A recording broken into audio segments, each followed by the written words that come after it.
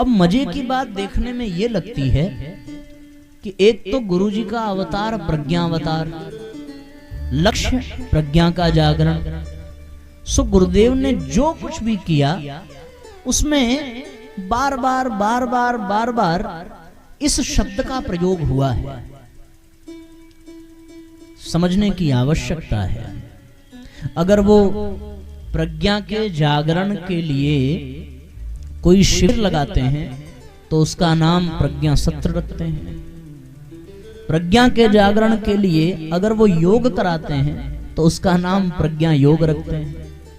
प्रज्ञा के जागरण के लिए अगर वो संगीत बनाते हैं तो उसका नाम प्रज्ञा गीत रखते हैं।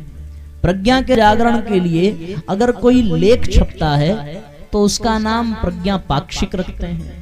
प्रज्ञा के जागरण के लिए अगर कोई कार्यक्रम चलता है तो उसका नाम प्रज्ञा अभियान रखते हैं। प्रज्ञा के जागरण के लिए अगर कोई पुराण लिखते हैं तो उसका नाम प्रज्ञा पुराण लिखते हैं। प्रज्ञा के जागरण के लिए अगर कोई मंदिर बनाते हैं तो उसका नाम प्रज्ञेश्वर महादेव रखते हैं।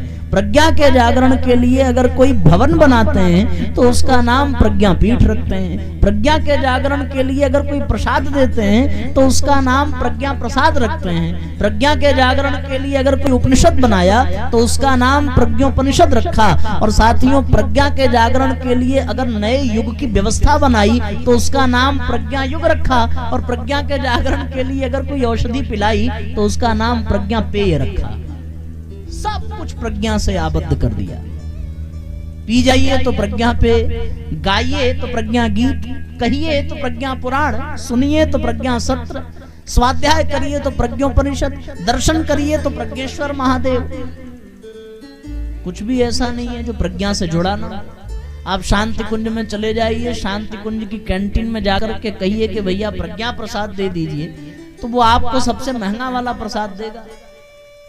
आज भी जो लोग जाते हैं जानते होंगे, एक तो नारियल का लड्डू मिलता है, लेकिन उससे भी श्रेष्ठ एक प्रज्ञा प्रसाद, उसकी बड़ी विशेषता है। सो साथियों, सब कुछ गुरुजी ने प्रज्ञा में कर दिया कि हम सब अपनी प्रज्ञा को जगा सके।